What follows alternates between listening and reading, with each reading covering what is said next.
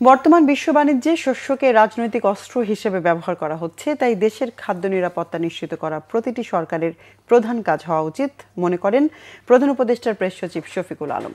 রাজধানীর সিরডাপে কৃষি ও খাদ্যে রাজনৈতিক অঙ্গীকার শীর্ষক এক আন্তর্জাতিক সম্মেলনের প্রধান অতিথির বক্তব্যে এসব কথা বলেন তিনি জানান, বর্তমান সরকার খাদ্য নিরাপত্তা নিশ্চিতের পাশাপাশি রপ্তানি সক্ষমতা বাড়াতে বিভিন্ন দেশের সঙ্গে আলোচনা করছে।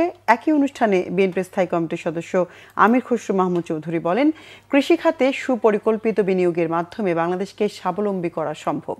কৃষি উন্নয়নে সরকার, বেসরকারি খাত এবং এনজিও এই তিন পক্ষকে নিয়ে সমন্বিত অংশীদারিত্ব গড়ে তোলার আহ্বান জানান তিনি।